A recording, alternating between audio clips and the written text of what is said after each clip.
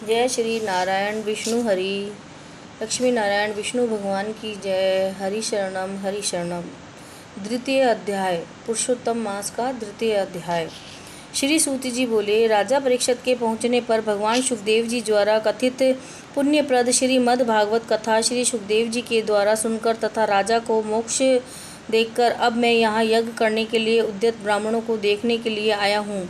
अब यहाँ यज्ञ में दीक्षा लिए हुए ब्राह्मणों को दर्शन कर मैं कृतार्थ हुआ। ऋषि बोले, हे साधु, अन्य विषय की बातों को त्याग कर भगवान कृष्ण देवपायन के श्री मुख से आपने जो सुना है वही अपूर्व विषय है। इसलिए सूत जी, आप हम लोगों से वह कहिए। फिर ऋषि बोले, हे द्रह महाभाग, संसार में जिससे परे कोई सार नहीं है, ऐसी मन को प्रसन्न करने वाली और जो शुदा से भी अधिकतर हितकर है, ऐसे पुण्य कथा हम लोगों को सुनाइए। सूत जी बोले कि विलोम उत्पन्न होने पर भी मैं धन्य हूँ।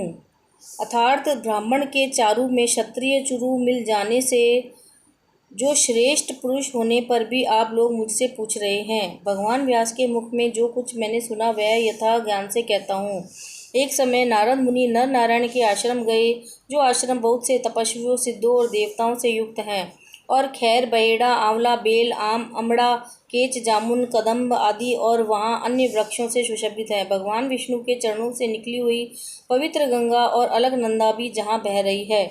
ऐसे नर नारायण के स्थान में श्री नारद मुनि ने जाकर महामुनि नारायण को प्रणाम किया और पर ब्रह्म की चिंता में लगा हुआ है मन, जिनका ऐसे जितेंद्रिय काम, क्रोध आदि छहों शत्रुओं को जीते हुए जिनकी प्रभा अत्यंत निर्मल चमक रही है, ऐसे देवताओं को के भी देव तपस्वी नारायण को साष्टांग दंडवत प्रणाम कर और हाथ जोड़कर नारद मुनि व्यापक प्रभु की स्तुति करने लगे। नारद जी बोले, हे देव, हे जगन्नाथ, हे कृपा सागर सतपते, आप सत्यव्रत हो, त्रिसत्य हो, सत्य आत्मा हो और सत्य संभव हो। हे सत्य योनि, आपको नमस्कार है। मैं आपकी शरण में आया हूँ। आपका जो तप है वह संपूर्ण प्राणियों की शिक्षा के लिए और मर्यादा की स्थापना के लिए है। यदि आप तपस्या ना करें तो कलयुग में एक के पाप करने से सारी पृथ्वी डूबती है, वैसे ही एक के पुण्य करने से सारी पृथ्वी तरती है। इसमें तनिक भी संशय नहीं। पहले सतयुग आदि में जैसे एक पाप करता था तो सभी पापी हो जाते थे, ऐसी स्थिति हटाकर कलयुग में केवल कर्ता ही पापों से लिप्त है। वह आपके तप की स्थिति है। हे भगवान, कलयुग में जितने प्राणी हैं सब विषयों में आसक्त हैं, स्त्री पुरुष ग्रह में लगा है चित्त जिनका। ऐसे प्राणियों का हित करने वाला जो हो वह, जिससे मेरा भी थोड़ा कल्याण हो सके, ऐसा विषय सोचकर आप मुझसे कहने के योग्य हैं। आपके मुख से सुनने की इच्छा से ब्रह्मलोक से यहाँ आया हूँ।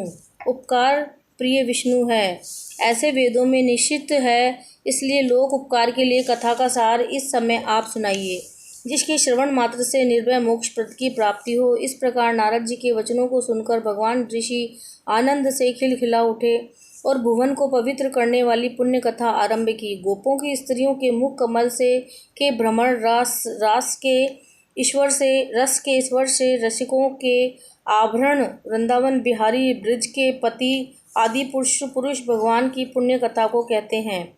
श्री नारायण बोले, हे नारद, आप सुनो। जो निमित्त मात्र समय में जगत को उत्पन्न करने वाले हैं, उनके कर्मों को हे वत्स इस पृथ्वी पर कौन वर्णन कर सकता है। हे नारद मुनि, आप भी भगवान के चरित्र को सरस सार जानते हैं और यह भी जानते हैं कि भगवान चरित्र वाणी नहीं कहा जा सकता। यद्यपि अद्भुत पुरुषोत्तम महात्म्य आदर से कहते हैं, यह पुरुषोत्तम महात्म्य दरिद्रता और वैधव्य का नाश करने वाला है, यश का दाता है, सत्पुत्र और मोक्ष को देने वाला है, अतः शीघ्र ही इसका प्रयोग करना चाहिए। नारद जी बोले, हे मुने, पुरुषोत्तम नामक कौन देवता है, उसका महात्म्य क्या है, यह अद्भुत सा प्रतीत होता है, अतः आप मुझे विस्तार पूर्वक कहिए। सूत जी बोले, श्री नारद जी का वचन सुनकर नारायण क्षण मात्र पुरुषोत्तम में अच्छी तरह मन लगाकर बोले। श्री नारायण बोले, पुरुषोत्तम, यह मास का नाम जो पड़ा है वह भी कारण से युक्त है। पुरुषोत्तम मास के स्वामी दया सागर पुरुषोत्तम ही है, इसलिए ऋषिगण इसको पुरुषोत्तम मास कहते हैं। पुरुषोत्तम मास के व्रत करने से भगवान पुरुषोत्तम प्रसन्न होते हैं। नारद जी बोले, चैत्र आदि मास जो हैं वह अपने अपने स्वामी देवताओं से युक्त हैं, ऐसा मैंने सुना है, परंतु उनके बीच में पुरुषोत्तम नाम का यह मास नहीं सुना। पुरुषोत्तम मास कौन है और पुरुषोत्तम मास के स्वामी कृपा के निधि पुरुषोत्तम कैसे हुए? हे कृपा निधि, आप मुझे इस मास का स्वरूप विधान सहित कहिए। हे प्रभु सतपते, इस माह में क्या करना चाहिए, कैसे स्नान करना चाहिए, क्या दान करना चाहिए? इस मास का जप, पूजा, उपवास आदि क्या साधन है, कहिए। इस मास के विधान से कौन से देवता प्रसन्न होते हैं और क्या फल देते हैं? इसके अतिरिक्त जो कुछ भी तथ्य हो तपोधन, कृपया सब सुनाइए। साधु दोनों के ऊपर कृपा करने वाले होते हैं, वह बिना पूछे ही कृपा करके सदुपदेश किया करते हैं।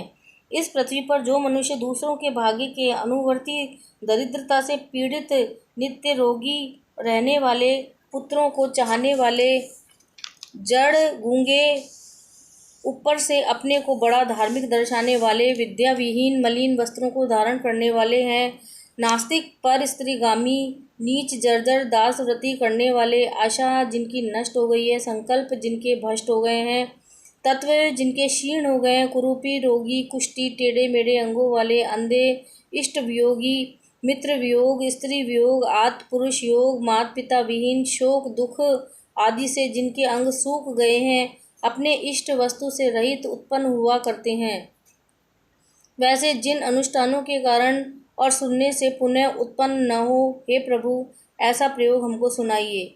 शरीर संसार की विचित्र दशा देखकर दुखी हूँ। मानव स्वार्थ से भर गया है और कितने ही दुखों से घिरा हुआ है। महामारी, वैधव्य और वंध्या दोष, अंगहीनता, दुष्ट व्याधियाँ, राजस्यम आदि जो दोष हैं, इन दोषों से दुखित मनुष्य को देखकर हे जगन्नाथ मैं दुखी हूँ, अतः मेरे ऊपर दया करके हे ब्राह्मण मेरे मन को प्रसन्न करने वाले विषय को विस्तार से बताइए। हे प्रभु आप सर्वत्र हैं।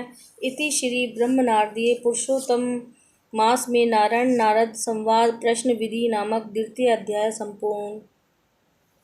श्री कृष्ण गोविंद हरे मुरारी, हे नाथ नारायण वासुदेवा। जय श्री नारायण विष्णु भगवान की जय।